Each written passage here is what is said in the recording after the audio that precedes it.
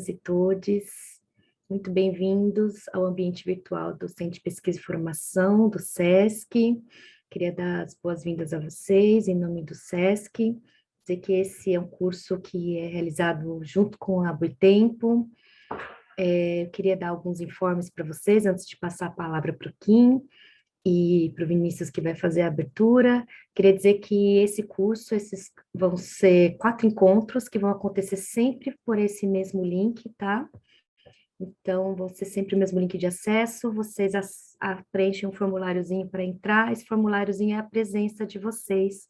Então, depois, quem tiver interesse em ter a declaração de participação, tem que mandar um e-mail para declaração.cpf@sescsp.org.br. Eu vou colocar ali no chat para vocês, para que vocês possam anotar. Dizer que esse curso ele vai ser gravado, então aquelas pessoas que estiverem com a câmera aberta, elas estão autorizando o uso da imagem delas. Caso vocês prefiram não ligar a câmera, pode permanecer desligada. Dizer também que a gente não deixou autorizado o som, justamente só para não prejudicar a gravação, né? Às vezes a gente deixa aberto sem querer, então vai ficar fechado, mas a participação ela vai ser feita pelo chat. Então, quando vocês tiverem comentários, perguntas, podem colocar no chat, e as perguntas vão ser repassadas para a mediação, que vai fazer as perguntas conforme a disponibilidade de tempo para a Iris poder respondê-las. Quero agradecer a presença de todos e todas, também ao Kim, a Lígia, ao Vinícius e a Iris, que hoje estão aqui com a gente. Eu vou passar a palavra para o Kim. Kim, se tiver mais algum recado que eu me esqueci de dar, por favor, me lembre, tá bom? Mas acho que é isso, desejar um bom encontro a todos. Vão acontecer todas as segundas, nas 15h. E boa jornada, gente, a todos e todas e todos. Kim, por favor, a palavra é sua. Boa tarde, pessoal. Muito boa tarde a vocês que estão aqui nessa primeira aula, nesse primeiro encontro do curso.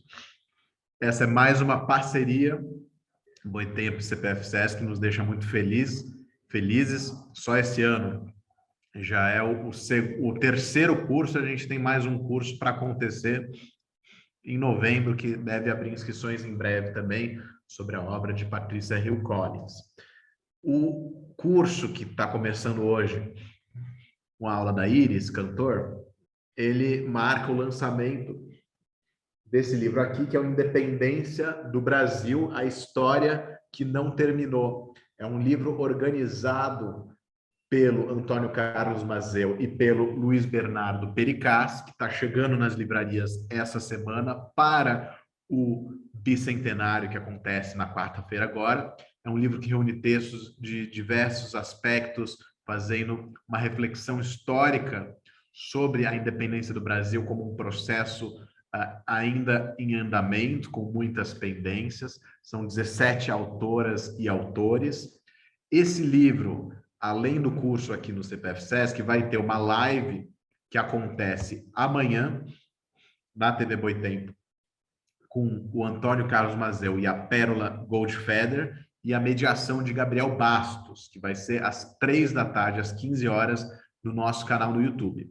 E também a gente vai ter um lançamento hoje à noite, para quem for de São Paulo, da cidade de São Paulo. A gente vai ter uma noite de autógrafos com a presença de diversos autores, que vai ser hoje, dia 5 de setembro, na livraria Martins Fontes, da rua Doutor Vila Nova, no centro de São Paulo, a partir das 19h. A gente vai contar com a participação do Antônio Carlos Mazeu, do Luiz Bernardo Pericaz, do Alexandre Macchione Sais, da Luviana Soares Galvão, da Marisa Midori de Aecto, do Oswaldo Codiola e da Iris, que está aqui conosco hoje para abrir esse curso. Então, fica o convite para quem quiser se somar a nós hoje à noite na Livraria Martins Fontes, e também um convite para vocês acompanharem a nossa programação sobre o bicentenário e também sobre as eleições. A gente estreou na semana passada uma programação da editora Boitempo com vários vídeos, podcast, textos no blog, discutindo não só as eleições que estão em curso, mas também o que está em jogo. E daí a gente convidou autores de diversas áreas para discutir aí temas candentes de nossa disputa política contemporânea. Então, vou convidar vocês a entrarem lá no nosso blog da boitempo.com.br, onde vocês vão encontrar toda a programação. Tem um dossiê especial com diversos textos sobre.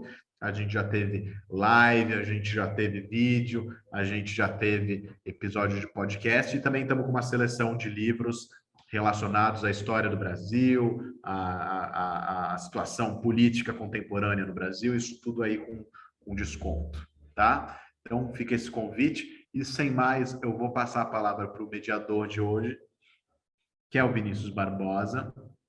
O Vinícius é mestre em História pela Unifesp e idealizador do @Latina Leitura, uma página no Instagram, onde ele fala sobre história e literatura da América Latina. O Vinícius coordena o Nuestra América, um clube de leitura de livros latino-americanos, e também o Lab.Latina, um espaço de estudos históricos sobre a América Latina, tornando-o uma figura ilustre e preparadíssima, portanto, para tocar a mediação do nosso primeiro encontro. É isso, pessoal. Boa aula para vocês. E Vinícius, está contigo. Obrigado, Kim. Boa tarde a todas, todos, todes. Esse curso que começa hoje, 200 anos da independência do Brasil, né? Independência e democracia.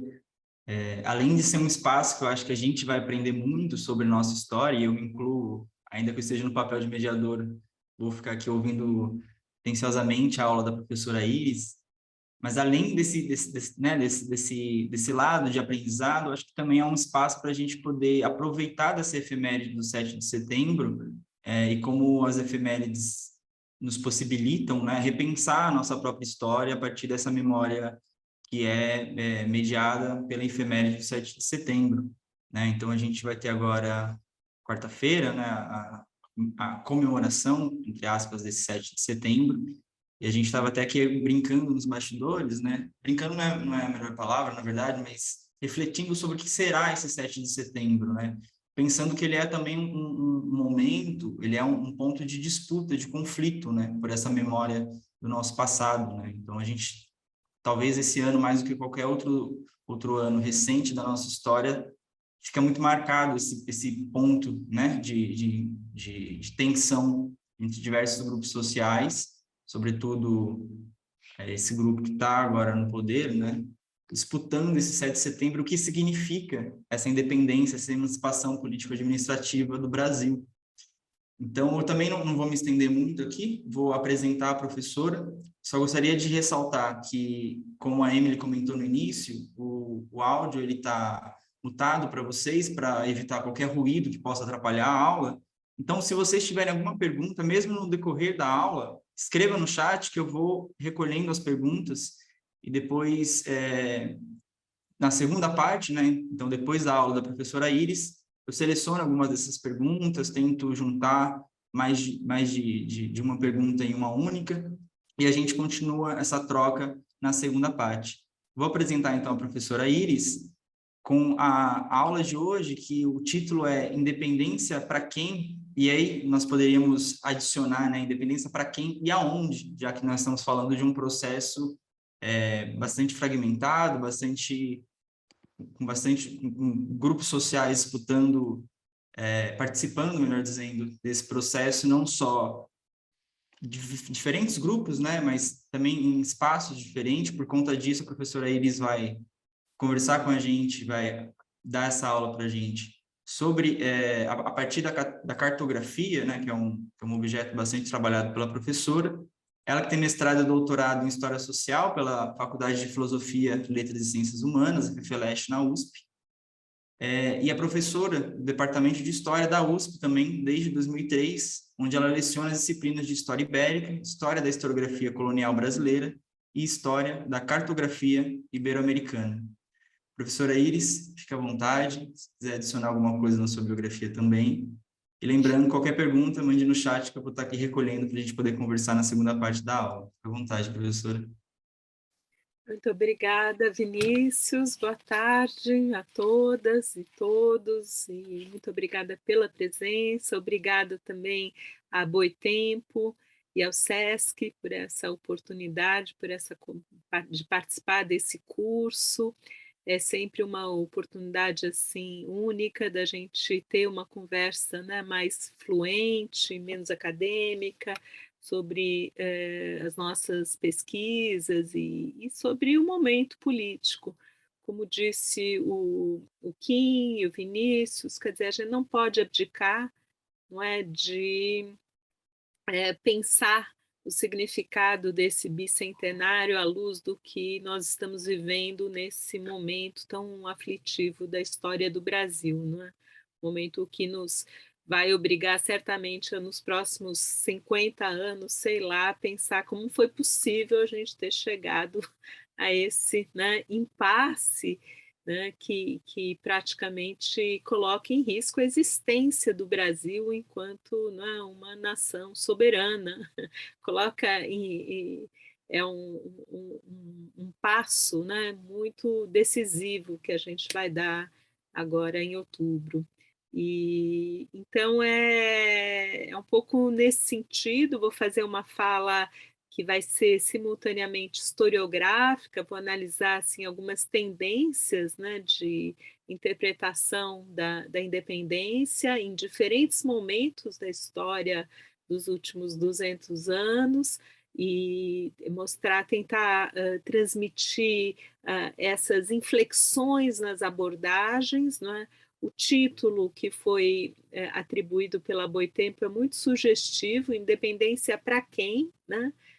Sob que ponto de vista, né? Sob sob que ângulo é possível falar em independência do Brasil. Então, nós vamos ver um pouquinho da historiografia desde daqueles autores que viveram o processo da independência, que elaboraram, não é, uma reflexão a respeito dos acontecimentos que eles mesmos estavam, não é, vivenciando, e uma historiografia posterior, não é, que vai atribuir novos significados, novas camadas de interpretação sobre a separação ou a emancipação política do Brasil. Então, o meu olhar é um olhar assim para quem está preocupado com a formação territorial, né? Eu me situo entre os historiadores, e são muitos, é uma tradição muito longa, porque a história do Brasil, sob esse ponto de vista territorial, ela é muito longeva, né? Já desde os anos 40 do século XIX, os diplomatas foram os primeiros historiadores do Brasil independente. Se vocês, não sei quantos de vocês conhecem a obra do Adolfo Van Hagen, né? Um dos principais expoentes da historiografia conservadora do Instituto Histórico Geográfico Brasileiro, fundado em 1838.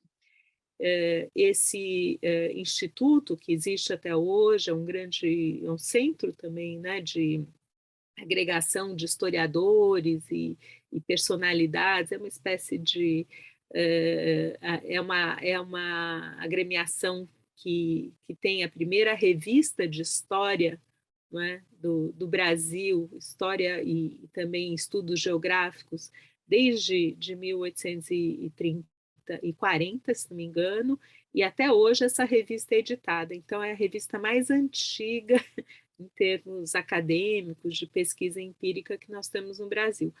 Então, essa instituição, criada em 1838, juntamente com a criação do Arquivo Nacional, também criado em 1838, não por acaso, quer dizer, o Arquivo e o Instituto Histórico são criados numa mesma conjuntura, que foi a conjuntura da regência, quando justamente, não é, o trono estava vago, e nós tínhamos regentes que assumiram, né, essa responsabilidade enquanto o Dom Pedro II crescia, né, ele era muito jovem, até ter o golpe da maioridade, enfim, a partir de 1840. Então, é nesse contexto da regência, das revoluções liberais, como chama Caio Prado Júnior, que nasce uma historiografia, um instituto que vai construir, consolidar uma visão interpretativa.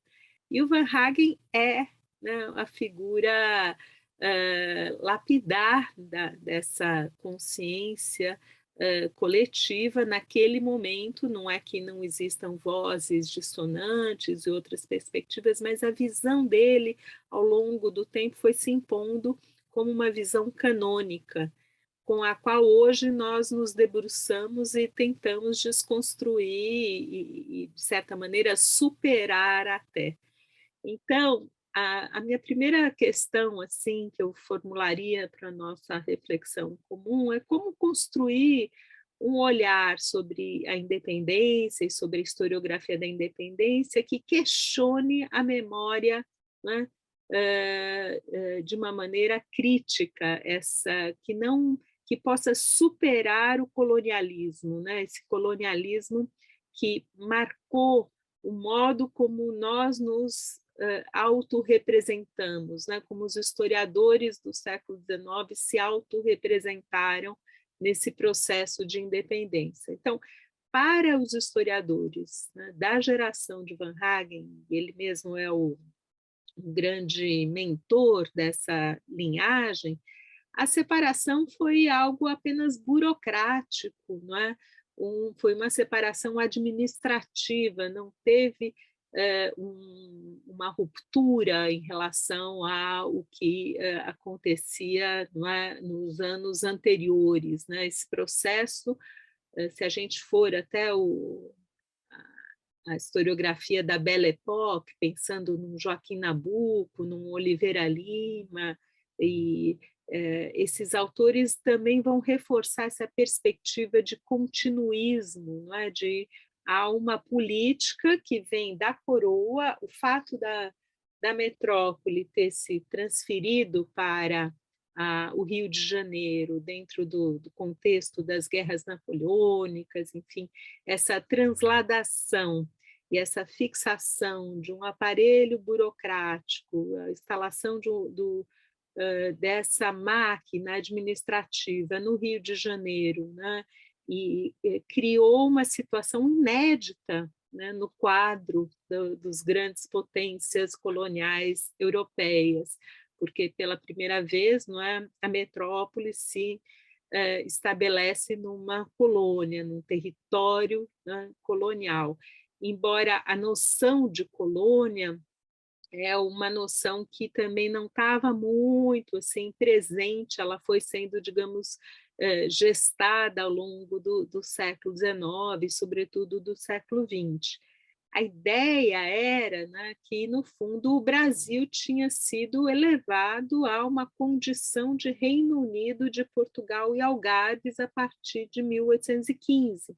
Então, 1808 se transfere uma parte da burocracia para o Rio de Janeiro, uma parte importante, os tribunais e toda uma vida administrativa e econômica vai se fixar no Rio de Janeiro.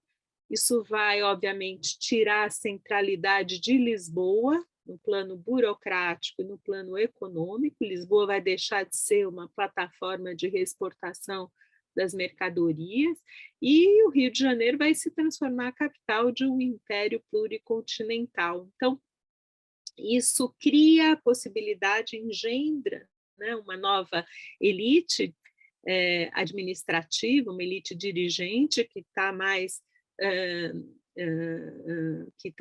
assim enraizada localmente, né?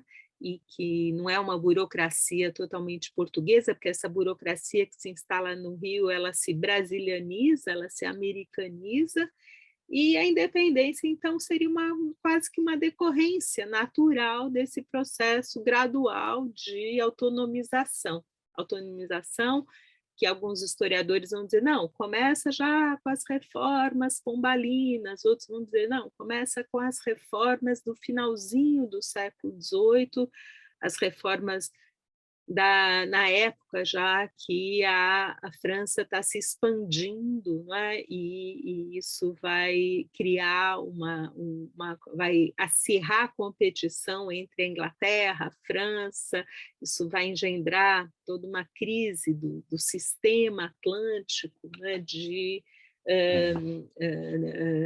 Sistema comercial e também vai atingir diretamente o coração do tráfico negreiro. Então, a Revolução de Santo Domingo, depois conhecida como Revolução do Haiti, também é um outro elemento importante para entender essas reformas que começam antes da chegada da corte e que vão dar, sim, maior autonomia para aquilo que na época se chamava América Portuguesa. Então, esse processo, não é, de crescimento, no fundo, até de uma certa prosperidade, como chama o Caio Prado Júnior, ele é bem nítido na época da independência, né? E a gente sabe também, pelas pesquisas que não são tão recentes, né, mas trabalhos do Luiz Felipe de Alencastro, já do final dos anos 80, onde ele mostra, né, que a importação de escravos, né, na época da independência chegou ao seu ápice. Né? Então, essa contradição muito aguda, né, e que faz com que o Estado brasileiro, né, ele se forge dentro, né, dessa política de manutenção do escravismo e do tráfico transatlântico, apesar da Inglaterra, desde 1807, estar de olho, não é, enfim, nesse comércio, não é, clandestino, e tem uma série de tratados internacionais que são assinados entre Portugal e Inglaterra, 1810, 1815, 1817, 1826, que tentam coibir o tráfico negreiro, mas o tráfico negreiro, a gente sabe muito bem, ele vai continuar até 1850. Então, por que eu estou só fazendo uma introdução, né? Depois a gente vai conversar um pouco mais, se tiverem perguntas, acho que o Vinícius vai me ajudar e a Emily também, acho que a Lígia, né, a me passar, eu vou aprofundar temas que vocês surgiram, mas contextualizando um pouco essas visões, essa visão, não é, do Instituto Histórico, do José Adolfo Van Hagen, de que a independência do Brasil foi um parto natural, né? Ela era quase que previsível, né? E desejável, e, enfim, essa visão, não é? Obviamente, não corresponde aos fatos, né? E a gente tem que analisar sempre a história nos três grandes planos, no plano do acontecimento, no plano da conjuntura e no plano dos processos mais estruturais. A obra do Fernando Novaes, O Brasil e Portugal na Crise do Antigo Regime, mostra com clareza, né, esse esquema interpretativo, quer dizer, você tem já na segunda metade do século XVIII uma crise do colonialismo, né, aquele colonialismo mercantilista baseado nas commodities e no trabalho escravo. Essa crise vai se manifestar, sobretudo, né, na periferia né, do sistema comercial e imperial, e vai atingir o centro a ponto de levar às revoluções constitucionais. As revoluções constitucionais, primeiro nos Estados Unidos, mas depois na França, na Espanha, enfim, né, isso vai alterar a relação entre as metrópoles e as suas colônias, a utilidade das colônias para o desenvolvimento das metrópoles vai se reconfigurar, né? E isso faz com que, né, no início do século XIX, quer dizer, quando coroa portuguesa se estabelece com seus tribunais e com a sua máquina administrativa, ela é obrigada também a incorporar as elites locais, distribuir cargos, distribuir títulos, construir uma nobreza para chamar de sua. Aliás, é uma coisa curiosa, né? Porque as famílias nobres que vieram com D. João VI para o Rio de Janeiro, apenas uma delas, entre os titulares da nobreza que acompanharam D. João, e sua esposa, né, e os filhos, apenas 2 famílias ou uma família se casou com membros da chamada nobreza brasileira formada na época joanina. Vocês entendem? Então, realmente, não, até tem os estudos do Nuno Gonçalo Monteiro a respeito disso, né? Essa nobreza não se brasilianizou, ela voltou para Portugal junto com D. João VI, praticamente intocada, né, impermeável pela, né, sociabilidade americana. E é um caso muito curioso e pouco destacado entre os colegas, mas eu chamo a atenção. Então, se formou aqui realmente uma nova classe, né, uma burocracia que eu diria que era altamente preparada. Pensem num José Bonifácio, pensem, né, num Visconde de São Leopoldo, em figuras como Raimundo da Cunha Matos, homens que tiveram uma formação de primeiro nível na Europa, que frequentaram a Universidade de Coimbra, onde depois eles foram enviados para várias universidades europeias, como José Bonifácio, que passou 10 anos estudando nas principais universidades europeias, metalurgia, geologia, e então homens muito preparados para as lides do governo, com uma visão de império, com uma visão de Estado, né? Com homens que tinham uma cultura que hoje nós chamaríamos de estatizante, uma cultura ao mesmo tempo liberal, apesar de serem, digamos assim, do ponto de vista da ordem social, eles eram moderados no que toca ao trabalho escravo, embora fossem críticos ao escravismo, porque eles consideravam que o escravismo não era um sistema que rendia economicamente, e havia críticas em relação à produtividade do trabalho escravo em comparação com o trabalho assalariado.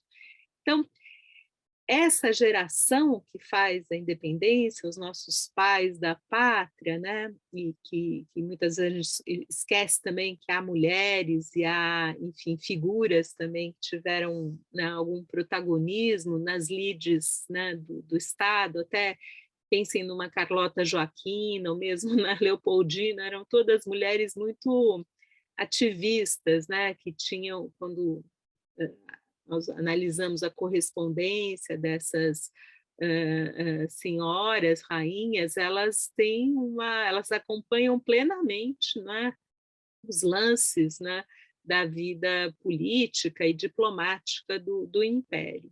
Então, elas tinham opinião e tinham projetos, inclusive, pessoais. A Carlota Joaquina, por exemplo, queria fundar, né, uma União Ibérica centrada na América, né? Ela fez um plano que no final não deu certo, porque o sobrinho dela faleceu, mas ela queria que o sobrinho fosse o imperador das Américas, né? O Dom Carlos de Bourbon. Então, nós temos uma historiografia que prioriza, sobretudo, não é, essa visão governamental. Então, isso é a marca da historiografia até praticamente o Capistrano de Abreu. Né?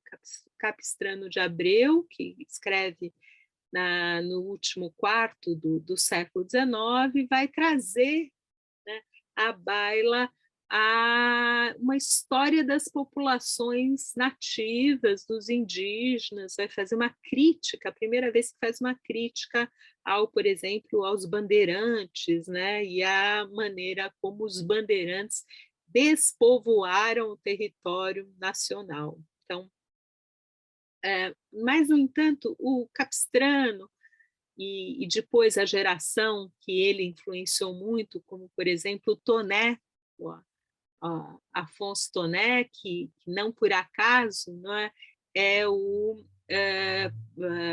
grande ideólogo do Museu Paulista.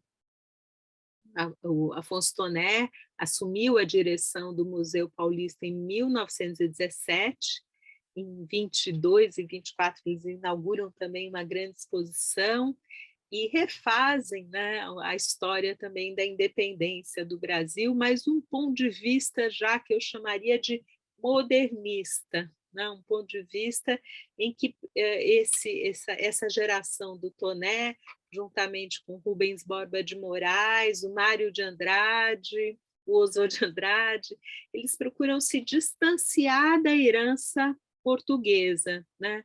Passam a priorizar uma identidade brasileira em oposição à identidade portuguesa.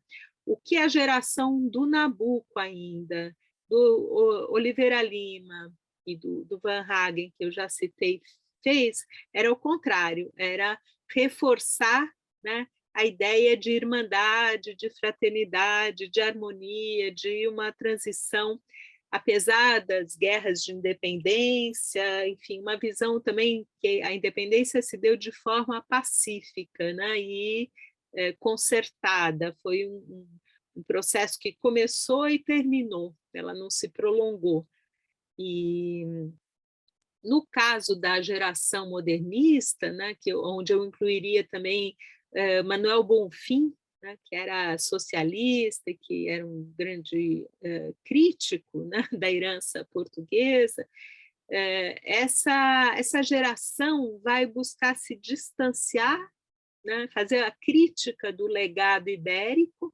Pensem, por exemplo, em Raízes do Brasil, de 1936, o esforço, né, do Sérgio Buarque em mostrar, né, a dificuldade do homem cordial, né, o homem cordial que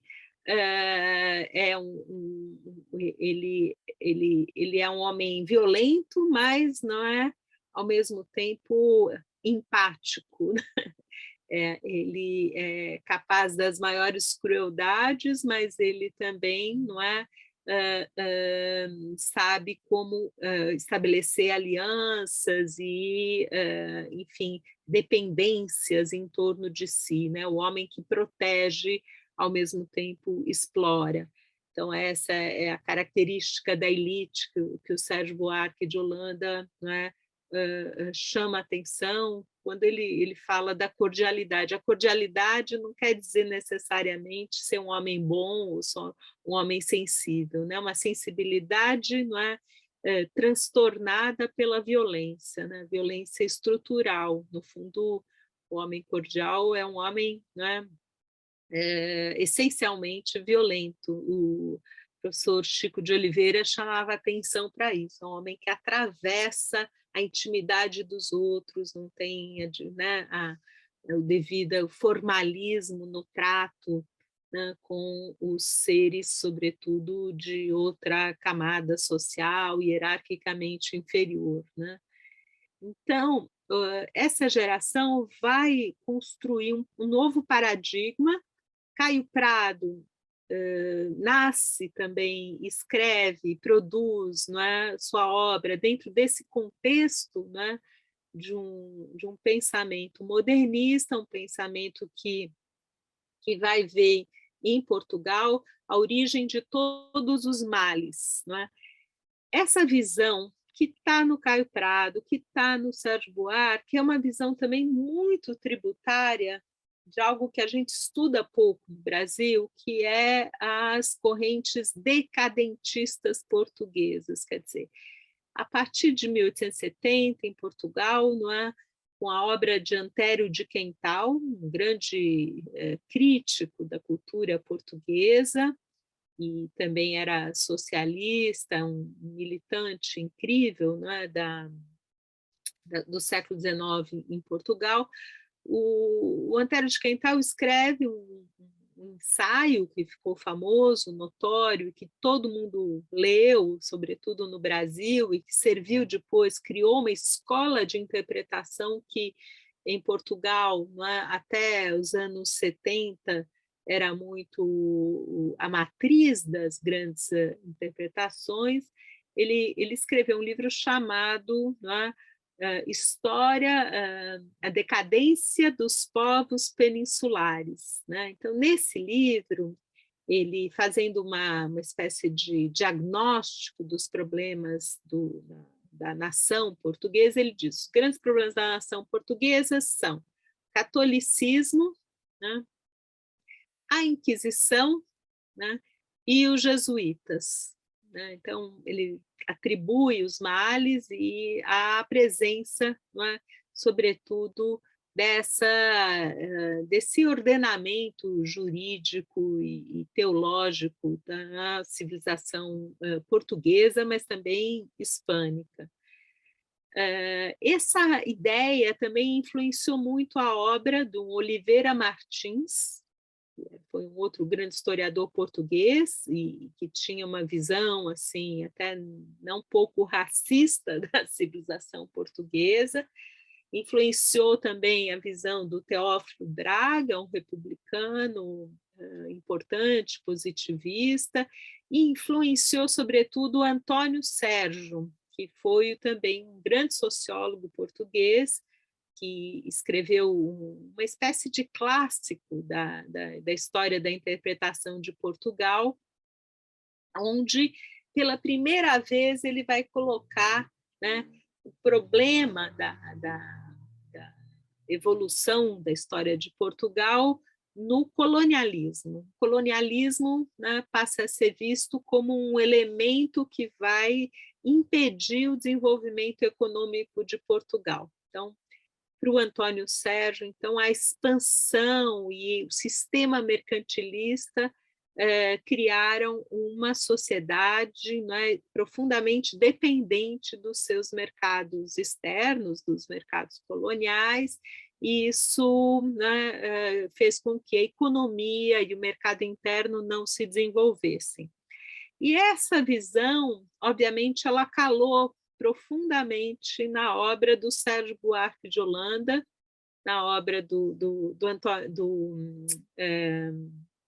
Manuel Bonfim, né? E também no Caio Prado. Sobretudo no Sérgio Buarque, quer dizer, essa ideia, né, do colonialismo parasitário, né? Colonialismo que absorveu assim, as energias, né, de desenvolvimento e de progresso da nação.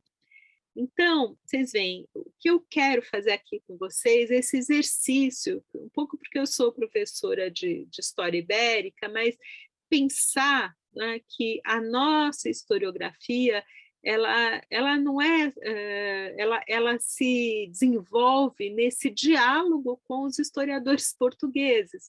Muitas vezes um diálogo um pouco mal explicitado, né, que a gente precisa decifrar, precisa conhecer um pouco o que está sendo produzido em Portugal, como é que os nossos historiadores, historiadoras leram os textos em Portugal, como é que os historiadores portugueses leram os textos, né, que nós produzimos aqui.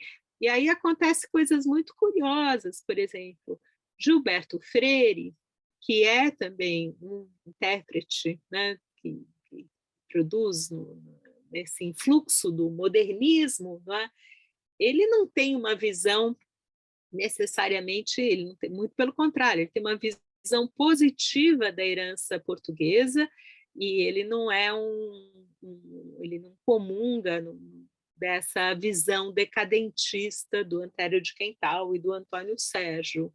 Muito pelo contrário, ele tem uma visão otimista da mestiçagem, obviamente, mas essa mestiçagem que diferencia o português de todos os outros colonialismos, né? O colonialismo português, na versão do Gilberto Freire, é um colonialismo virtuoso, porque ele foi capaz de integrar, ao menos do ponto de vista sociológico, não é, essas camadas subalternas, né? Sobretudo os escravos e a cultura dos afrodescendentes.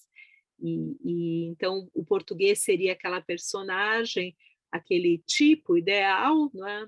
Lembrem que na década de 30 e 40, que ainda está muito marcada até por uma teoria racialista, os historiadores, o próprio Caio Prado sofre disso, quer dizer, eles essencializam muito, não é, as categorias étnico-raciais. Então, o português é de um jeito, o indígena é de outro, o negro genérico, o judeu, o turco, o muçulmano, enfim.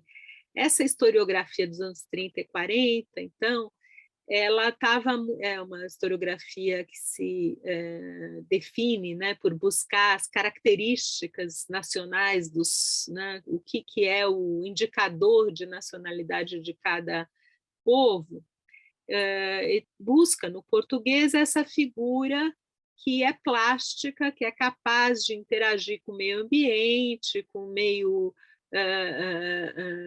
local, que assume a cor local, esse não preconceito dos portugueses com os nativos, nem com os indígenas, nem com os africanos. Isso passa a ser uma espécie de lugar comum que vai servir nos anos 50 e 60, sobretudo, para a ideologia salazarista que pretendeu, não é, expandir as suas formas, né, de dominação na África. Então, o sucesso do Gilberto Freire em Portugal, né, ele se dá de uma maneira assim simetricamente oposta ao insucesso do Sérgio Buarque em Portugal. Até hoje, que eu saiba, não tem nenhum livro do Sérgio Buarque de Holanda publicado em Portugal. Esse espécie de, quase que eu diria, um tabu dos portugueses, porque o Sérgio Buarque, depois, se vocês quiserem, eu entro um pouco nisso, né? Ele nunca se transformou numa referência, né, para os portugueses, e eu sempre me indago por quê, né? Que tipo de rejeição, que às vezes é uma rejeição, não diria explícita, porque ninguém critica ele, né, frontalmente, mas simplesmente não leram, não citaram, né? E isso é um dado assim, para a sociologia da vida intelectual luso-brasileira, né? De qualquer jeito, apenas para marcar algumas posições, quer dizer, num Gilberto Freire, a independência também tende a ser vista pelo seu lado mais positivo, né? Um lado, digamos, de reciclar, de autonomização, de desenvolvimento e na verdade, a independência ainda aprofunda a lusitanização da sociedade brasileira, porque depois da independência, devido aos acordos que foram feitos entre Portugal e Brasil na década de 30, 36, sobretudo a partir de 1836, os portugueses vão ter uma série de regalias no comércio de abastecimento. E isso vai fazer com que os portugueses, né, ser filho de português ou ser português, né, seja uma cidadania, né, com alguns privilégios. Isso não aconteceu imediatamente após a independência, mas depois no acerto aí do pós-independência, esses privilégios ficaram consagrados.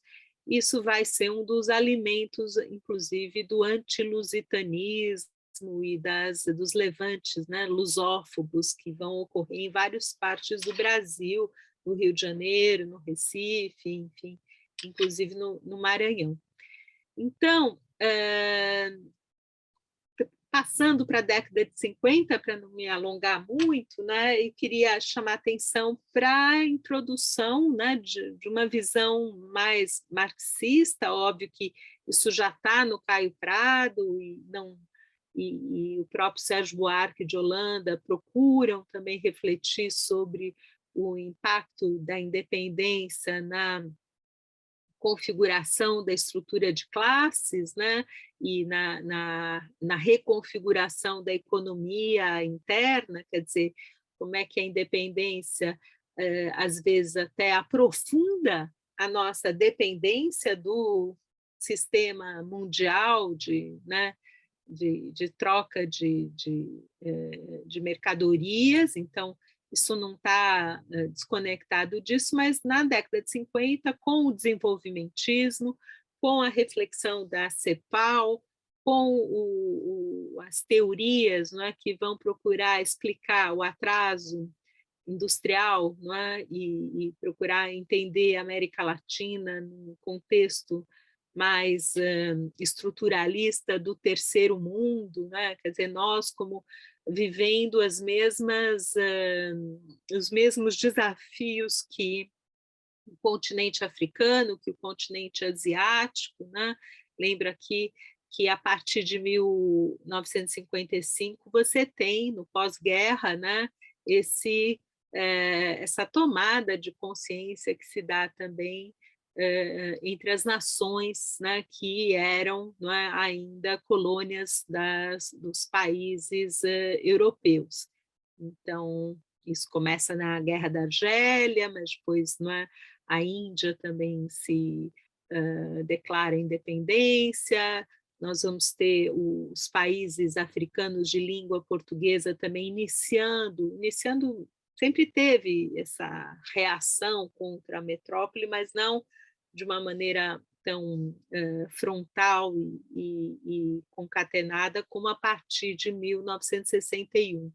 Então, nesse momento, é um momento que Fernando Novaes, Carlos Guilherme Mota, e releem a obra de Celso Furtado, influenciados também por uma historiografia marxista francesa, Albert Soboul, e eu não quero falar muitos nomes, mas o Godechot, que também é um teórico importante das revoluções francesas, e chamadas revoluções, e o impacto da Revolução Francesa para a economia atlântica. Essa década de 60 vai tematizar esse problema do atraso industrial, do subdesenvolvimento, né? E ainda vai colocar um pouco uma parcela, né, de culpa na estrutura portuguesa e na ideia de que os países centrais, as metrópoles, impediam o crescimento industrial das colônias, né? Então, a ideia central aqui, que parte, né, de uma leitura marxista, é que a industrialização da Europa se fez à custa, né, do subdesenvolvimento das colônias. Então, essa interdependência estrutural entre, né, o moderno e o arcaico, né? O nosso subdesenvolvimento ele está muito conectado com, né, esse sistema mundial de trocas desiguais, né, mas combinadas. E é uma teoria que, de fato, acho que ainda explica muita coisa, né? E é uma visão estruturalista. Desde então, a historiografia portuguesa e a historiografia brasileira evoluíram muito, né, nas suas chaves de interpretação, se fez muito mais pesquisa de arquivo.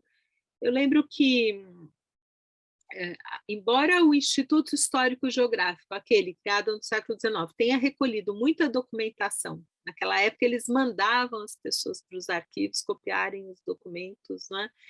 Ou encomendarem-os, mas era tudo feito na mão, não tinha nem microfilme, nem fotografia, nem... Então, a nossa historiografia, ela é estruturalmente dependente dos arquivos portugueses. É uma coisa importante de se dizer, porque para o historiador, ao contrário do sociólogo, do cientista político, ou mesmo do antropólogo, a gente depende muito, né, da descoberta e do tratamento das fontes documentais. Não adianta ter fonte documental, mas se ela não está devidamente indexada, analisada, e se ela não é seriada, enfim, tem uma... Para que a historiografia evolua, os arquivos, né, históricos e as coleções, as bibliotecas também têm que serem, digamos, tratadas, né, com a mesma importância. E aqui eu situo alguns projetos que mudaram a historiografia, porque mudaram também a maneira, né, de disponibilizar os acervos. Então, se fizeram muitos acordos. Nos anos 80, foi quando saiu, por exemplo, justamente na comemoração dos 100 anos da abolição da escravatura, em 1988, saiu um catálogo para as fontes para o estudo da escravatura negra no Brasil, um catálogo que foi produzido pelo Arquivo Nacional, mas também com muitas instituições portuguesas. Saiu também um catálogo, alguns anos depois, um catálogo importante para a história indígena, né, feito e coordenado pela Manuela Carneiro da Cunha. A disponibilização desses catálogos de documentação permitiu que a gente pudesse ver a independência a partir das populações, não é, trabalhadoras, subalternas, daquilo que o Sérgio Buarque de Holanda chamava de figurantes mudos da história. Então, o que nós vemos desde os anos 80 é uma espécie de revolução nos olhares, né, no modo de entender o processo da independência e as suas diferentes espaços, né, de acontecimento, quer dizer, como é que as notícias da corte repercutiam nas províncias, nas localidades, nas fronteiras, nas regiões portuárias, nas regiões do sertão, e como a população local se valia dessa novidade política e dessa conjuntura para fazer valer os seus direitos territoriais, os seus direitos, não é, de intervenção na vida política local, pelo menos. E então o que a gente tem, né, nos últimos anos, desde pelo menos a década de 90, é muita história que conta também, né, do ponto de vista dos pequenos comerciantes, dos libertos, dos indígenas, né, a sua própria experiência, né, de vida, né, e de lutas pela independência. Então, hoje em dia, não se pode mais dizer que o povo estava ausente, né, não faz sentido comparar, por exemplo, a independência com a proclamação da República, né, em 1889, porque nesse momento, realmente, não é, como diz o José Murilo de Carvalho, foi um golpe militar, um golpe palaciano, mas a independência ela teve uma impregnação popular, né? São mais de 400 panfletos que circularam, né, pelo Brasil todo entre 1820 e 1824, panfletos escritos por senhoras, por libertos, por homens, não é, em condições, digamos assim, menos privilegiadas, manifestando a sua visão dos acontecimentos. E eu não cheguei ainda na cartografia, mas o que eu queria dizer é que eu estudo esse processo a partir dos saberes cartográficos, das técnicas de mensuração e de representação, né, seja da propriedade agrária, mas também dos rios ou dos caminhos. E no caso do artigo que está nesse livro que está sendo lançado hoje, eu fiz com uma colega mais jovem, a Pérola Goldfeder, nós fizemos uma análise da independência do ponto de vista da implantação dos correios, por exemplo, usando a cartografia, né, e os planos e os roteiros geográficos, né, relendo esse material para entender o que estava em jogo naquele momento, né, porque existe uma visão, às vezes, né, do Brasil, que a ideia de que, por exemplo, não havia uma interiorização, não é, do Brasil, o Brasil não estava ocupado. De fato, a dimensão continental do nosso país, até hoje, não é, há vastas regiões ainda para serem ocupadas, a gente sabe disso. Mas, na época da independência, havia uma cartografia acumulada sobre a rede hidrográfica, sobre a rede de caminhos, que não é nada negligenciável e que permitiu com que os pais, né, da independência, os fundadores da independência, pudessem construir um planejamento de Estado, ou seja, esses homens, quando eles deram sequência ao processo de emancipação política, eles tinham um projeto de nação, um projeto de Estado. Não estava concretizado, mas eles tinham instrumentos. E como é que se construiu esse patrimônio cartográfico? Esse patrimônio cartográfico foi acumulado desde 1750, quando começam as demarcações para o Tratado de Madrid entre Portugal e Espanha, né? E na época, não sei se vocês estão lembrados, essa demarcação ela envolveu o envio de expedições, né, com astrônomos, engenheiros, desenhadores, naturalistas. Essas expedições ficaram no Brasil, foram muitas expedições, cerca de 10 anos cada uma delas, levantando, né, sobretudo, a rede, né, topográfica, a rede hidrográfica, nas regiões de fronteira com os demais impérios, né,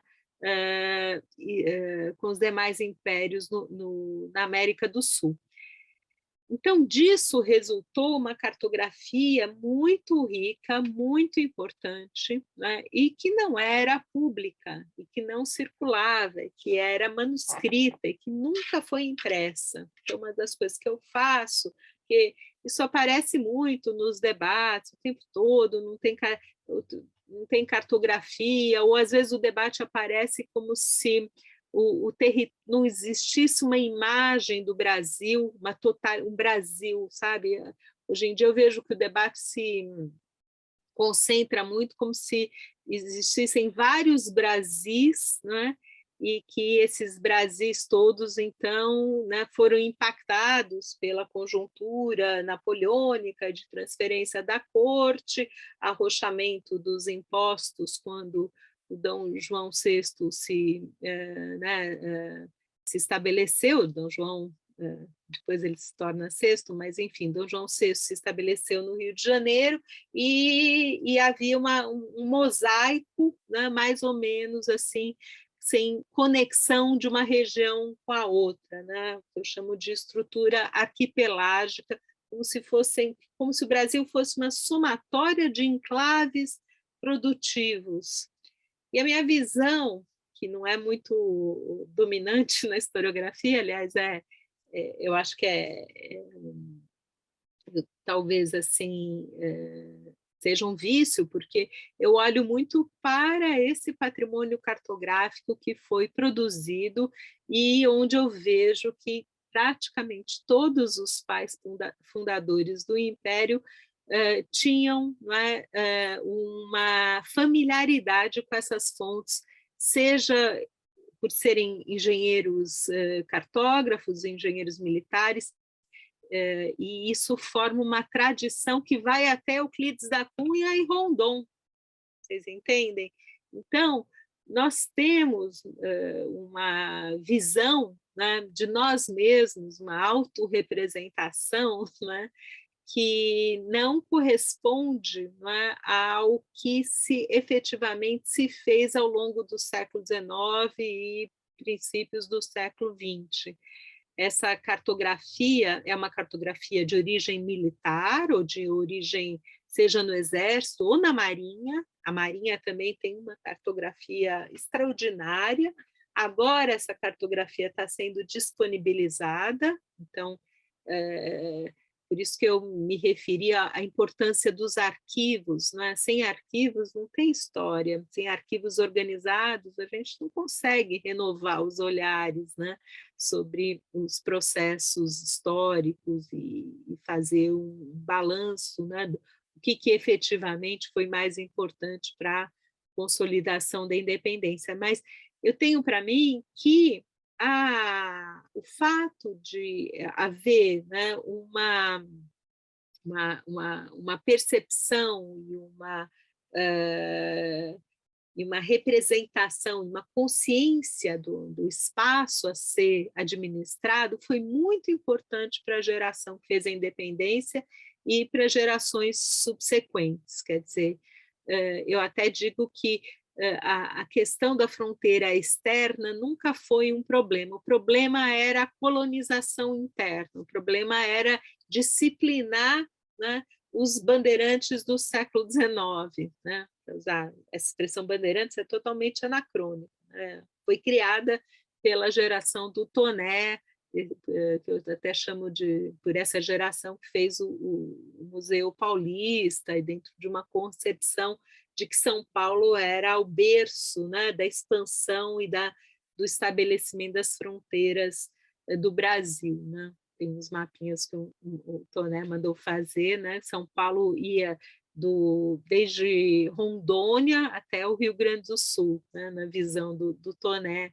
e nos mapas que ele fez, mapas temáticos, didáticos para livros escolares, né? Essa visão muito paulistocêntrica, né? da independência e do processo de formação territorial, né? Colocando São Paulo, porque São Paulo era o berço dessas expedições de apresamento e de busca de apresamento de indígenas e busca de ouro. Mas então, voltando para a questão, né, de olhar a independência através, né, dessa produção cartográfica, através de uma análise, né, de como que, né, como a elite senhorial, né, lidou com esse momento e como ela obstaculizou, como ela interceptou, né, o processo de regulamentação da posse fundiária. Então, a elite senhorial, e eu chamo de senhorial porque ela é fundiária e é proprietária de escravos, né, essa elite dominante, ela se recusa a demarcar as terras, ela sistematicamente, né, obstaculiza esse processo de demarcação e de discriminação do que era propriedade privada e propriedade pública, ou propriedade que o Estado poderia eventualmente usar, né, como um recurso de beneficiamento, né, de uma coletividade maior. E isso está na origem, eu acho, que dos nossos males atuais. Eu acho que essa é uma questão que continua muito presente e que me faz pensar que, afinal de contas, a independência ela aprofundou, né, a colonização, ela criou o que eu chamo de endocolonialismo, né, porque essas elites situadas em cada uma das províncias, né, elas vão impedir, né, que o Estado, né, regule e legisle e legalize, né, o que era terra de particulares e o que é terra pública, né? que seria um bem público. Então, nós temos uma situação que, com a independência, se suspende a distribuição de sesmarias, esse momento aí de instabilidade e de falta, né, de praticamente de um vácuo legal em relação à gestão fundiária, vai se prolongar até 1850. E isso é uma coisa muito, muito chocante, não é? Porque são 30 anos que as elites provinciais senhoriais, né, escravistas, se expandem nas suas províncias, reservando para si o que o geógrafo brasileiro chamado Antônio Carlos Robert Moraes, o Tonico, chamava, ele faleceu em 2015, ele chamava isso de fundos territoriais. Então, as elites, elas reservam para si um monopólio, né, de terras que elas não abrem mão, e essas terras reservadas, né, para um uso futuro dessa própria elite, para uma exploração econômica futura, é onde viviam os povos indígenas e as populações quilombolas, né? Então, essas populações vão ser sempre jogadas um pouco de escanteio, né, empurradas para o centro do território.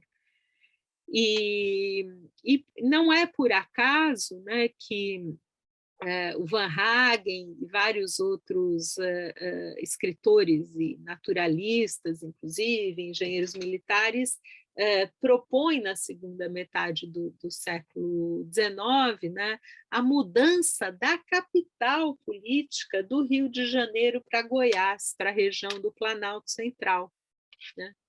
Então, esses historiadores e também dublês de economistas e administradores públicos, eles vão dizer o seguinte: não, a capital não deve estar mais no Rio de Janeiro, porque já agora o tráfico negreiro não vai render mais, não é mais uma fonte de rendimento, que o tráfico é interrompido em 1850, e ele se, né, torna uma atividade mais de tráfico interprovincial, ele se interioriza.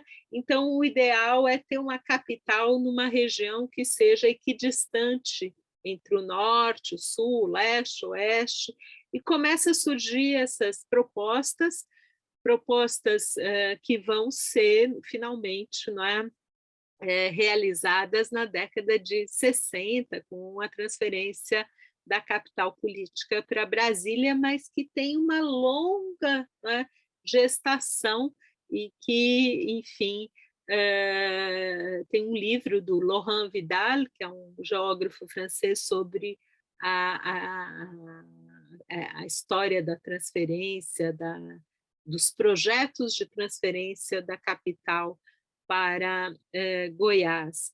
E, então, essa introversão, né, da chamada matriz espacial e econômica, né, que faz com que, de certa maneira, a historiografia do Caio Prado, não é, e mesmo do Sérgio Buarque e até do Celso Furtado dê as costas para a África e para a importância também das relações bilaterais com a África, né?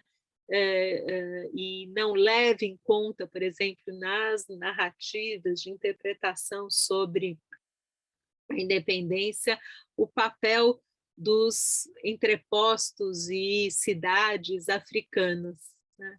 Isso é algo bastante curioso. Então, eu explorei pouco, mas eu queria jogar esse mundo de questões para vocês. Quer dizer, eu também tenho alguns mapas que eu poderia mostrar, mas o meu interesse é, sobretudo, usar essa cartografia produzida por diferentes segmentos da sociedade. Então, por exemplo, encontrei cartógrafos que eram libertos, homens, não é, que se autodesignavam como pardos, como negros, e que faziam mapas incríveis. E eu me perguntei onde que eles se formaram, né? como é que eles aprenderam as técnicas de mapeamento e quais eram as fontes que eles utilizavam, porque não existe uma cartografia que não use outros mapas, né? Toda cartografia ela é uma acumulação de informação geográfica, todo mapa é uma base de dados, né, de informação geográfica. E depois a gente também tem mapas produzidos pelas populações indígenas, né? Os caminhantes que levavam as cartas, chamados de caminheiros, não é? Eles também faziam pequenos esboços, que são verdadeiros mapinhas dos roteiros onde eles tinham que passar. Enfim, essas formas de representação do espaço, elas também mostram, né, as tensões, não é? E as dificuldades de estabelecimento, não é? Do que era, né, no fundo, não é? Uma territorialidade pública, uma territorialidade privada, enfim. E eu poderia falar mais sobre isso, se vocês quiserem, depois eu mostro alguns mapas, né, especialmente o mapa do Anastácio de Santana, o Velho Pardo, que é um conjunto muito bonito de cartas feitas por esse homem que foi um homem liberto, vivia de fazer mapas, era um fazedor também de lunários, ou seja, almanaques especiais, mas a minha perspectiva hoje em dia, como historiadora, usando esses mapas, mesmo os mapas produzidos pelos engenheiros militares portugueses, enfim, com intenção de obliterar a presença indígena, a presença dos quilombolas, é fazer uma leitura a contrapelo, ou seja, eu sempre digo, é possível usar esses mapas hoje em dia para a defesa dos direitos da população indígena, das populações quilombolas. Então, nós temos esse desafio enorme nos próximos anos, uma vez que essas fontes estão sendo digitalizadas e tratadas, muitas já estão disponíveis, né? De usar essa informação produzida no contexto colonial como um instrumento, né, de afirmação de direitos territoriais das populações indígenas no atual momento, das populações também de origem afrodescendente, das comunidades, né, de refugiados e escravizados. Era isso. Falei demais, né, Vinícius? Desculpem. Imagina, foi maravilhoso, professora. E surgiram algumas perguntas. Eu vou... acho que a gente pode começar essa segunda parte, você responde as perguntas do pessoal, mas eu vou aproveitar para o pessoal ir mandando também, porque acabaram deixando para o final. Então, quem tiver alguma dúvida, alguma pergunta, aproveita para ir mandando agora. E aí eu vou aproveitar, professora, a sua deixa, para te pedir justamente para mostrar os mapas para a gente. Algumas pessoas também já comentaram. E aí eu fiquei com uma dúvida particular, não sei se mais alguém também teve alguma dúvida nessa direção, mas eu fiquei muito curioso quando você comentou desses mapas produzidos por indígenas, por negros ou auto-identificados como pardos naquele contexto. E aí eu fiquei pensando se existem diferenças muito grandes, ou quais, e se sim, quais seriam essas diferenças, ou melhor dizendo, qual o diálogo que existe entre esses mapas produzidos pelos indígenas, pelos negros, com aqueles desses militares portugueses, ou enfim, dessas elites portuguesas. Não sei se você tem algo nesse sentido, mas fazendo essa pergunta também convido para você poder mostrar para a gente esse mapa, esses mapas que você comentou. Vou compartilhar então, deixa eu ver aqui, só botar aqui a minha... Para não aparecer tudo que tem, né, aqui, senão fica chato. Deixa eu ver aqui, já estou com o mapa.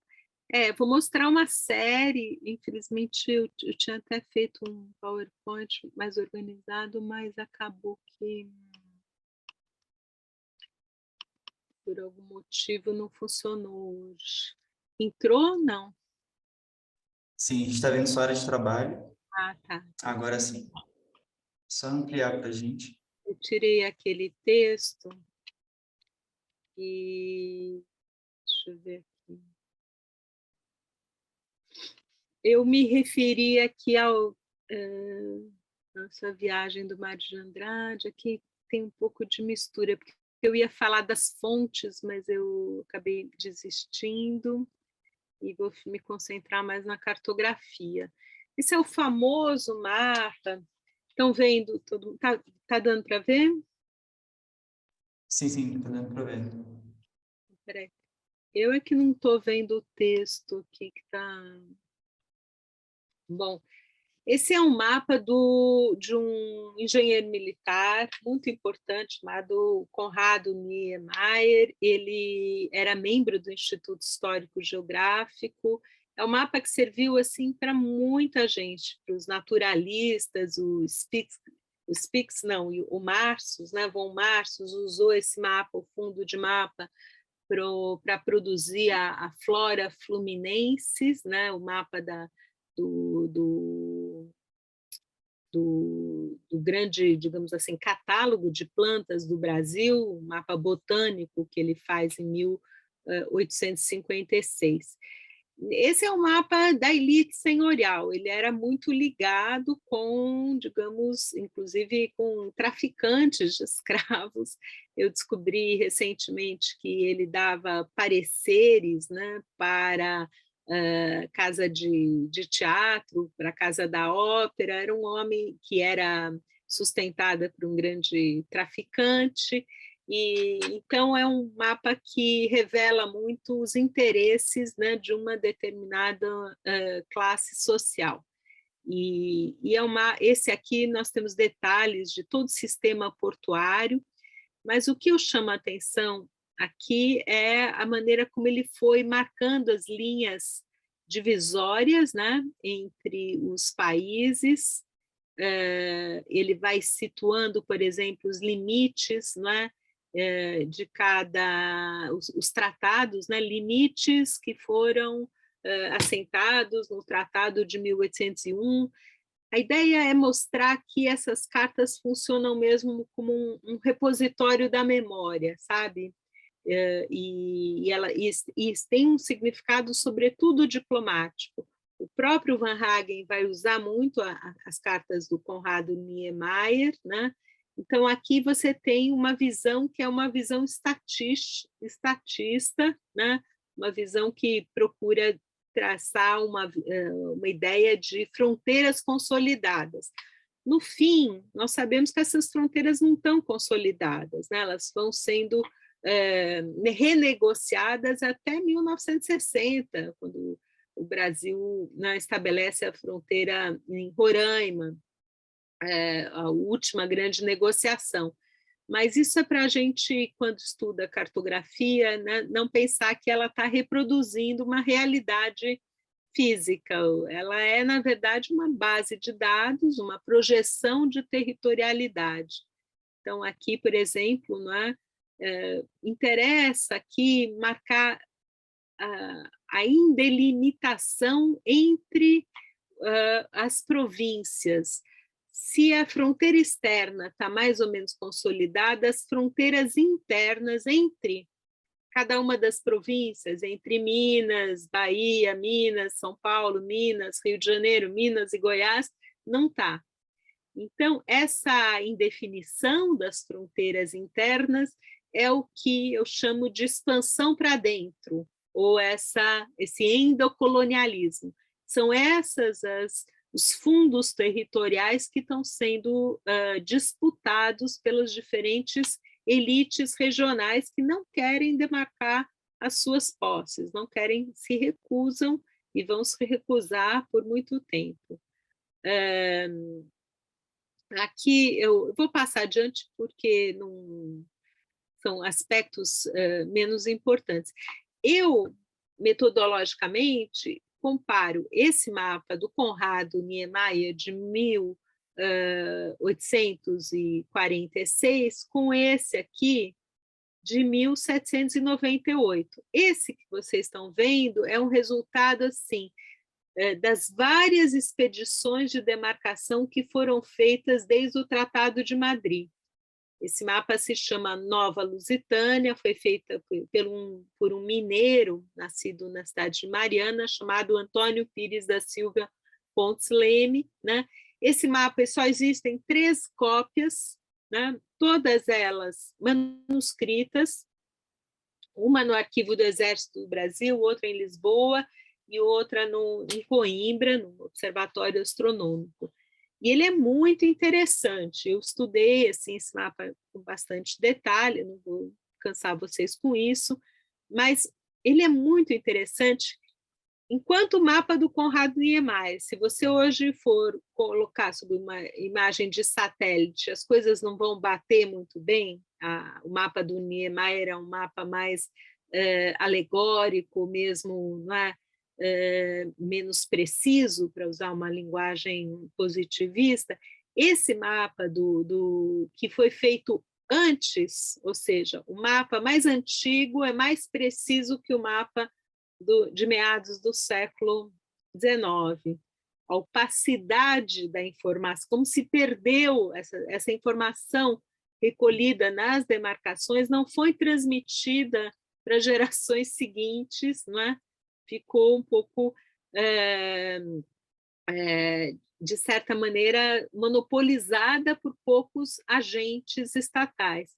Por que eu chamo atenção para isso e digo que ela é mais precisa? Porque a gente fez estudos com os geólogos e especialistas do INPE, e tem rios aqui que nem são, às vezes, muito capturáveis pelos satélites. Então, tem coisas, é um mapa com uma precisão topográfica muito importante e que tem muita utilidade para o estudo, digamos, né, da história ambiental, por exemplo, da história o socioambiental.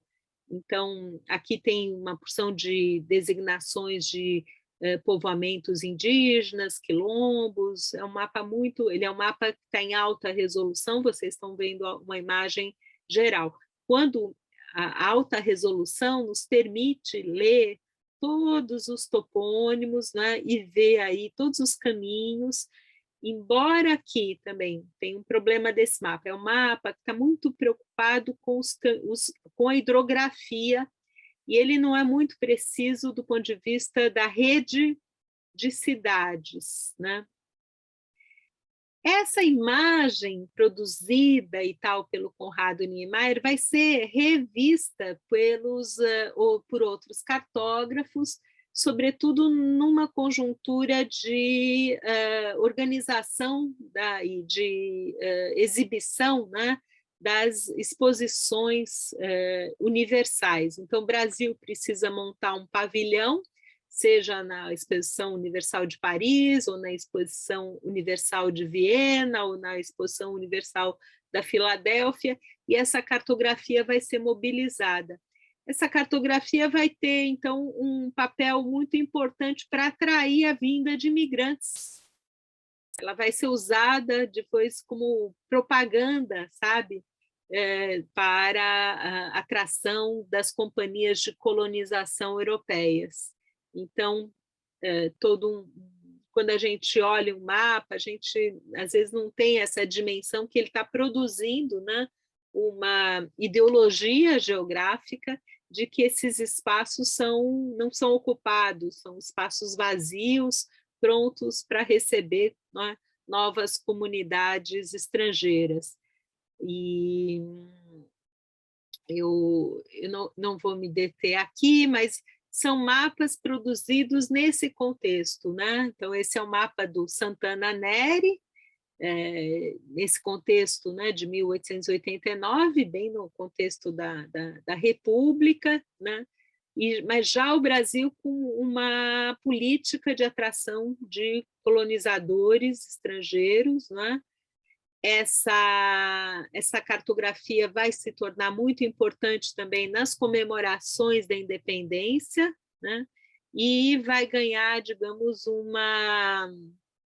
um destaque, por exemplo, nas comemorações de 1808 e depois de 1908 e 1922, com a abertura da grande exposição no Rio de Janeiro, a exposição que comemorou o centenário, que abriu o Museu Histórico Nacional, enfim. uma das pessoas que está por trás desse cartaz da exposição da abertura dos portos, de comemoração da abertura dos portos, é o Oliveira Lima.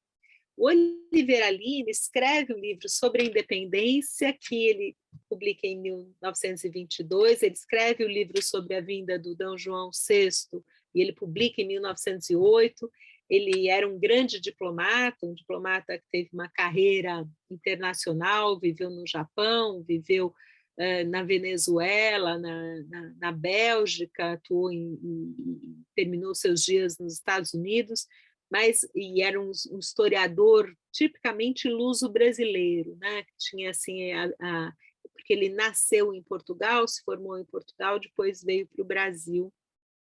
Então ele tem essa visão dos dois lados, né? Tanto a visão metropolitana quanto a visão colonial. Aqui, então, de novo, né, os Estados Unidos do Brasil, Exposição Nacional de 1908, né, comemoração do primeiro centenário da abertura dos portos do Brasil ao comércio internacional. Se a gente faz uma leitura dessa iconografia, a gente vai ver que é uma iconografia muito europocêntrica, muito branca, muito assim, pouco, né? Eu vou passar aqui também rapidamente. Esse é o famoso Atlas do Cândido Mendes, o Atlas do Império do Brasil, e onde tem um projeto também de criação de novos estados, ou, na verdade, novas províncias, mas eu não vou me deter nisso. Vou passar aqui adiante, que eu quero chegar no mapa do Anastácio de Santana, que é esse aqui, essa série, que é a série do cartógrafo de origem afrodescendente, que era um homem que cartografou, inclusive, candomblés, terreiros, que é em 1816, em 1817, quer dizer, antes da independência, depois da elevação do Brasil à condição de Reino Unido, e antes da independência, no momento que o Brasil estava invadindo ali a Cisplatina, ainda ocupando a região das Guianas, ele faz o primeiro Atlas do Brasil. É uma joia, uma verdadeira joia, que está na Biblioteca Nacional, e ele se transforma num grande cartógrafo. A gente encontra muita cartografia. Assim, olhando, parece uma cartografia ingênua, naif, mas ela é muito precisa. Então, o Vinícius me perguntou qual a diferença entre esse cartógrafo, não é? Que é um cartógrafo formado localmente, que não passou pela escolarização nas academias portuguesas, que não foi militar, é porque ela tem uma densidade de informações muito mais diversificada. Então, nesse mapa, não vai dar para mostrar agora, se alguém tiver interesse, depois a gente pode continuar a conversa em outra ocasião, vocês vão ver informações sobre cemitérios, informações sobre quem chegou e ocupou uma determinada região. Aí ele dá informações se a pessoa era branca ou parda, se era uma pessoa, né, que tinha ou não, como é que fala, uma patente militar, né? Ele dá informações sobre regiões de contrabando, ele dá informações que não aparecem numa cartografia militar oficial estatal. A cartografia oficial é como aquela do Pontes Leme, é uma cartografia, né, preocupada sobretudo com a navegação, com o sistema de como criar, né, acelerar o transporte da mercadoria, como estabelecer mais alfândegas, mais portos né, de registro do fluxo demográfico, do fluxo mercantil. E essa cartografia, ele dedica aos jovens patriotas, futuros comerciantes. Ele chama o seu atlas de guia de caminhantes, e é uma expressão muito bonita, né? Guia de caminhantes, porque ele diz: eu quero que os jovens, né, conheçam os lugares, né, de uma maneira, digamos assim, mais informada. Então, aqui tem a série de mapas que ele fez, por exemplo, da Bahia, de várias comarcas da Bahia. Ele era baiano, ele era de Salvador, né? A gente sabe onde ele viveu, em Salvador e tudo mais. E ele, então, para a cartografia da Bahia, é muito precisa. Recentemente, o João José Reis usou esses mapas para reconstituir as revoltas da época da independência nessa base aí feita ele chama Anastácio de Santana.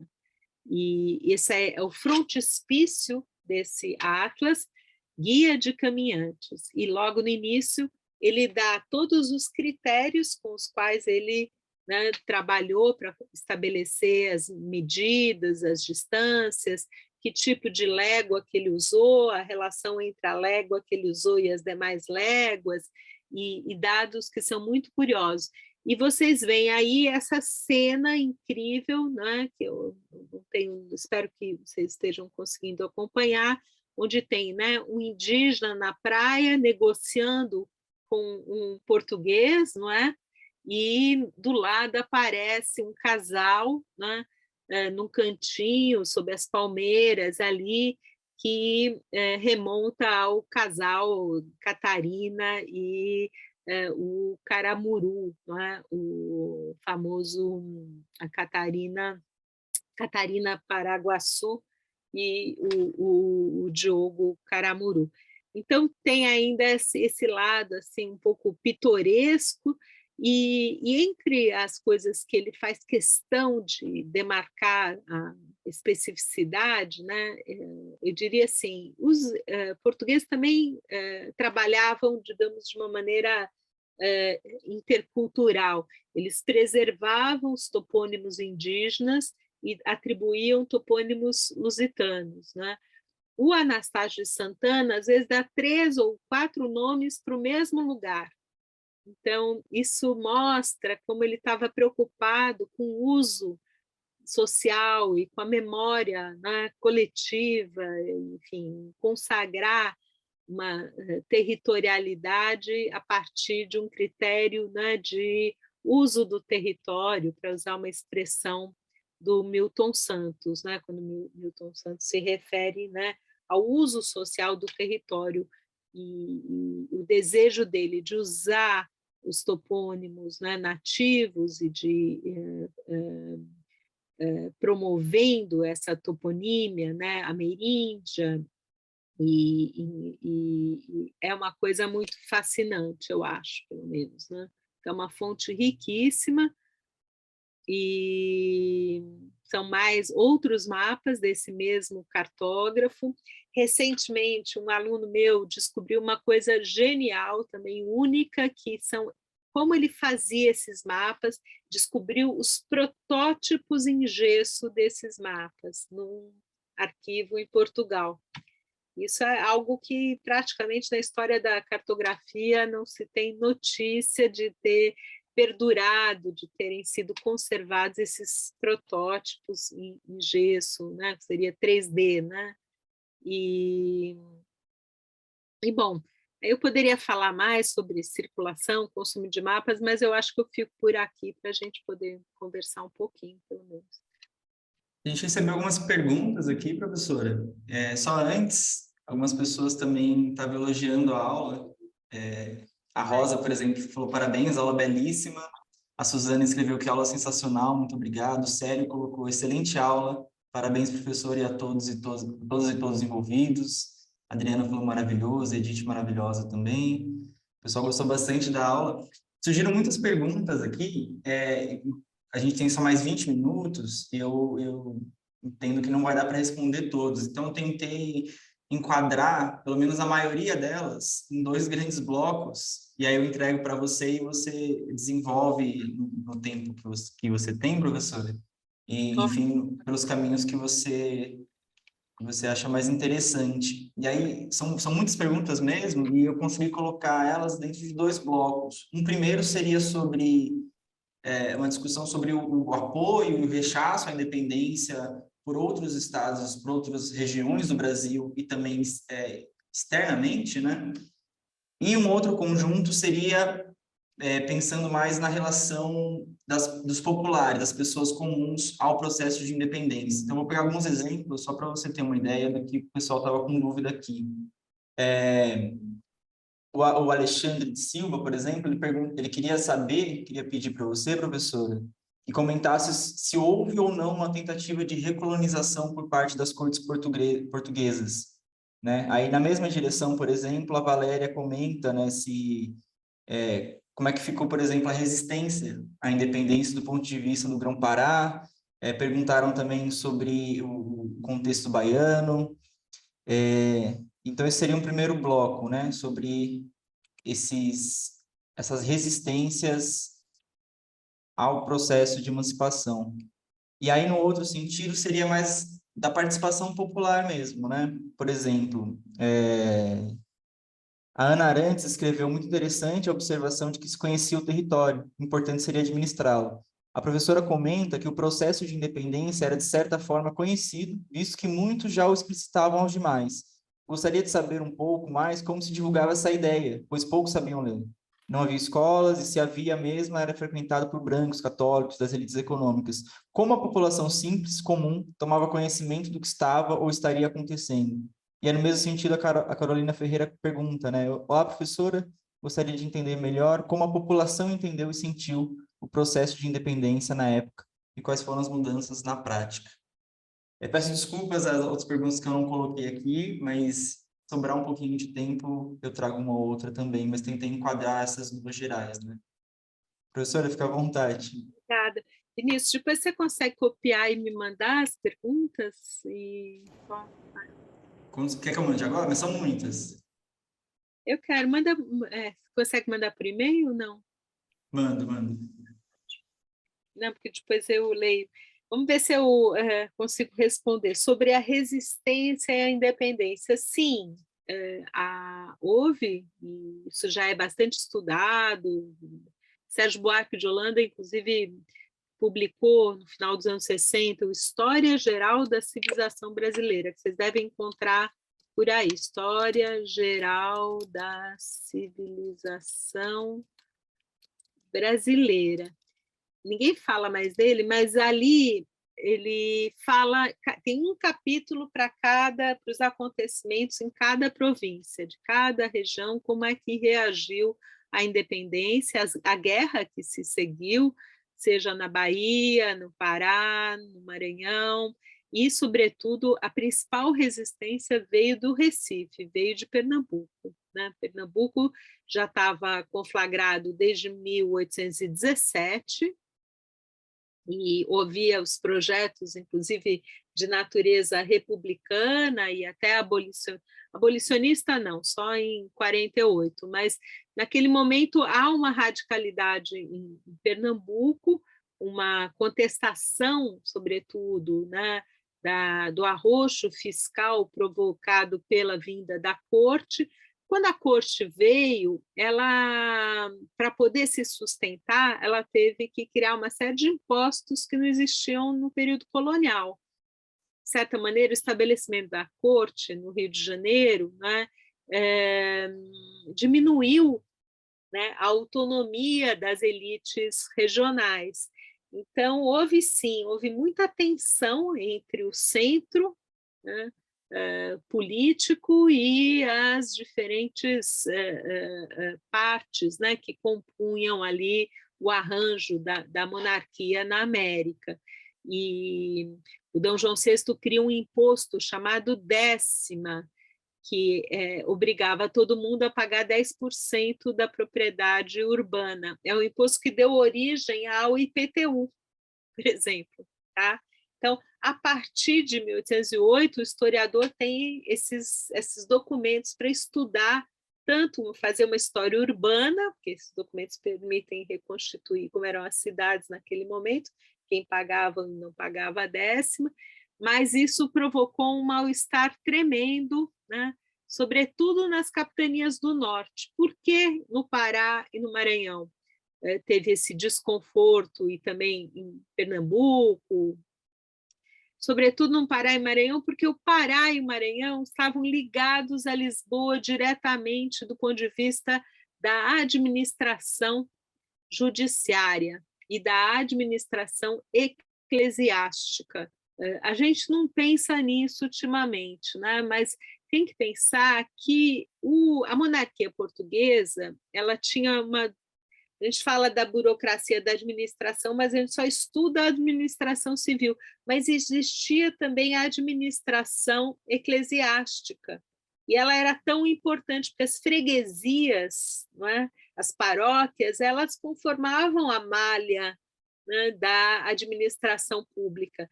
A igreja era paga pelo rei. O rei recebia o dízimo da produção e pagava o bispo, pagava os párocos, os homens que eram ligados às dioceses. Então, essa estrutura, essa burocracia da igreja, ela também dividiu o Brasil em dois. E a estrutura judiciária também dividiu o Brasil em dois.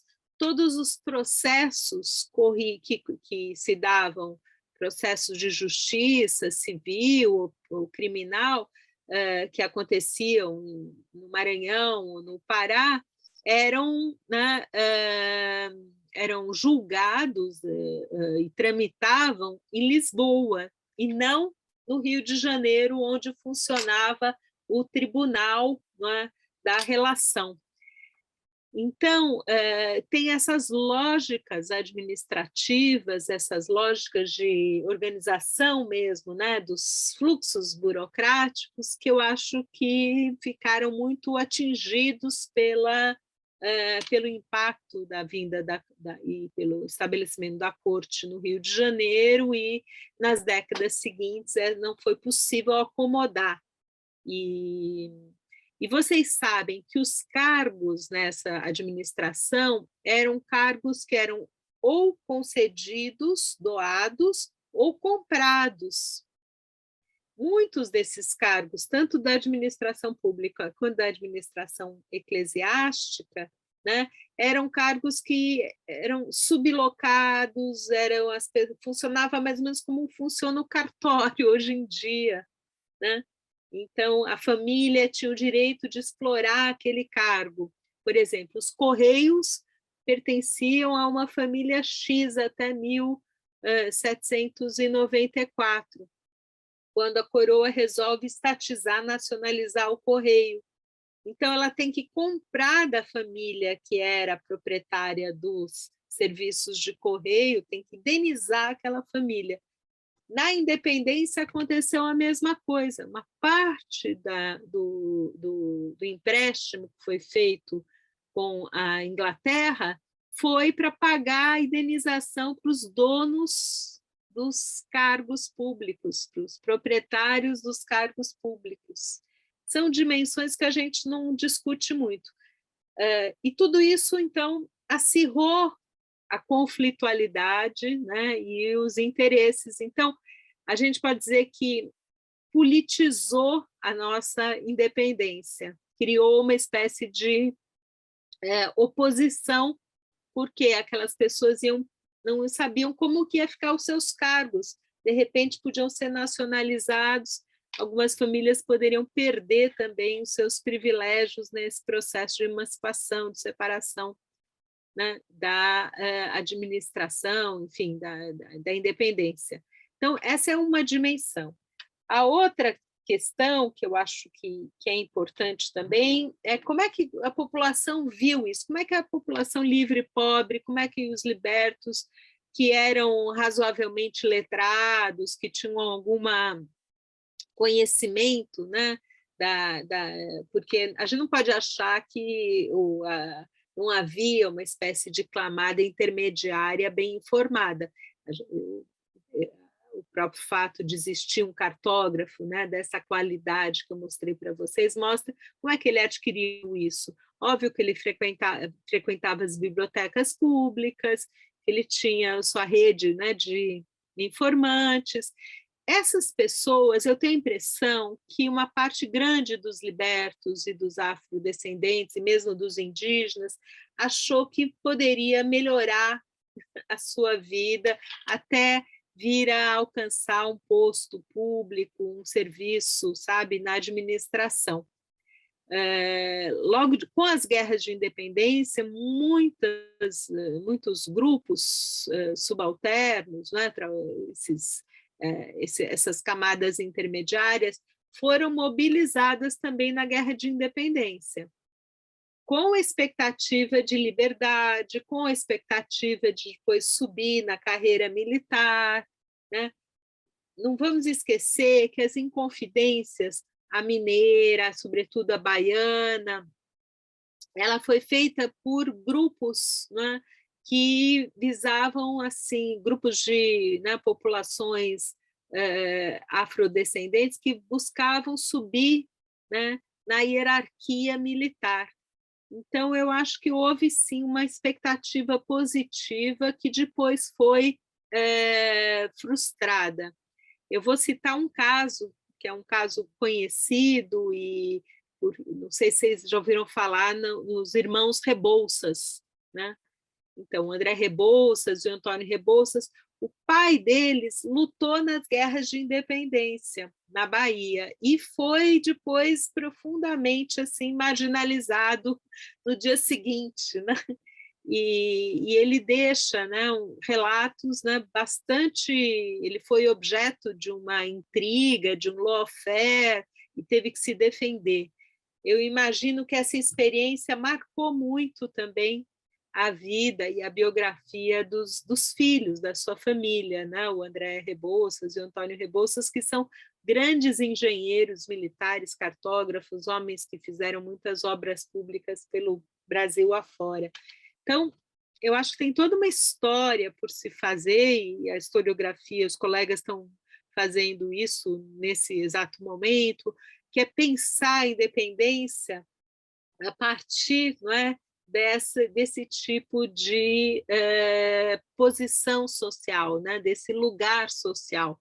E essa história ainda não está totalmente feita, né? O que um José do Patrocínio, o que um Luiz Gama, o que um Lima Barreto, né? O que o Machado deixou algumas obras interessantes, né? Tem uma obra que chama Memórias da Casa Velha, onde aparece muito a visão dele sobre a independência.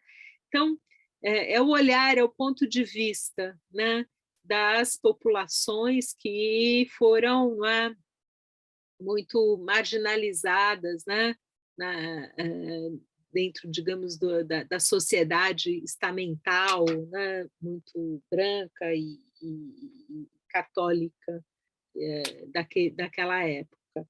E depois, não sei se eu respondi, estou tentando, a questão do reconhecimento da independência, né, Vinícius? Olha, por parte dos Estados Unidos foi bem rápido, acho que os Estados Unidos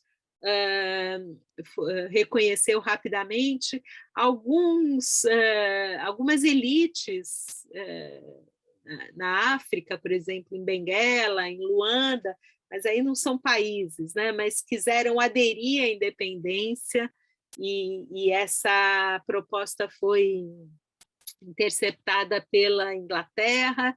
Isso fez parte das condições, né, de negociação da independência brasileira. Portugal só reconhece a independência do Brasil em 1825, num acordo que a Inglaterra mediou e que garantiu que as possessões portuguesas da África continuassem sob a soberania, a jurisdição portuguesa. E então os Estados Unidos reconheceu rapidamente, mas as potências hispano-americanas não, sobretudo as potências que faziam limite com o Brasil. E isso é um aspecto muito importante, porque ao longo do século XIX, os diplomatas brasileiros, a diplomacia brasileira ela nasce justamente nessa década de 1840, ela foi muito eficiente. Nós tivemos, o Itamaraty realmente tem uma longa tradição de negociação, uma negociação baseada justamente nessa documentação cartográfica, e um diplomata chamado Ponte Ribeiro, como é que é o primeiro nome dele? Duarte da Ponte Ribeiro, ele saiu pela América Latina inteira, pela América do Sul, coletando mapas para negociar cada bocadinho da nossa fronteira de cerca de 17 mil quilômetros, o estabelecimento de um acordo. E foi um processo muito complicado, porque o que ia valer nesse acordo? A fronteira da época, né, da anterior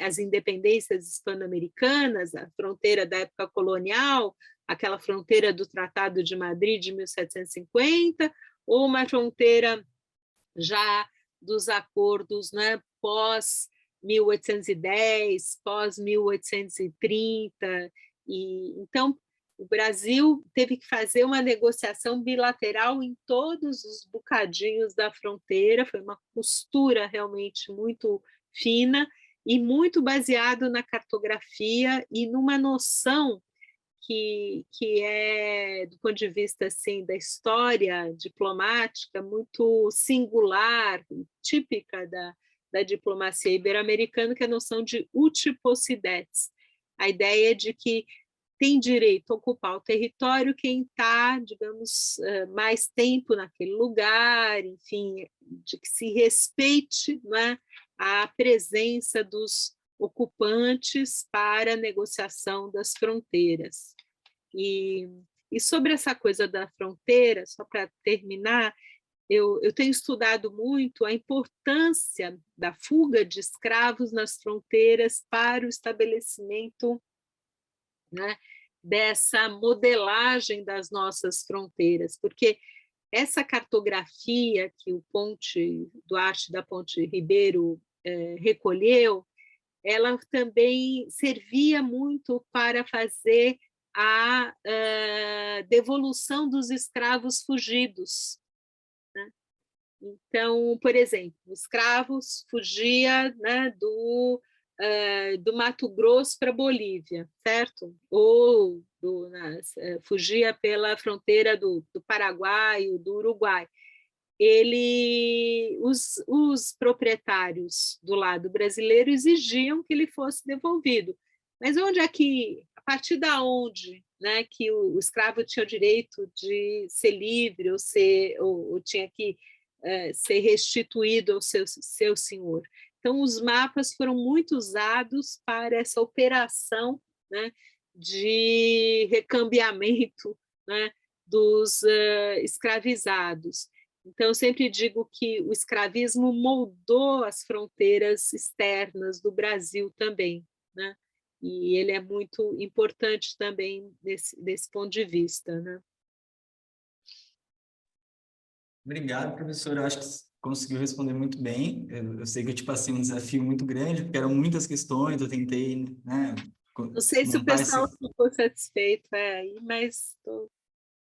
eu imagino que sim, imagino que sim. Eu particularmente fiquei bastante satisfeito, porque me deu uma clareza né, desse processo todo.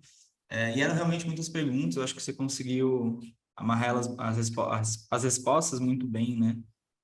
A gente não tem mais tempo, infelizmente.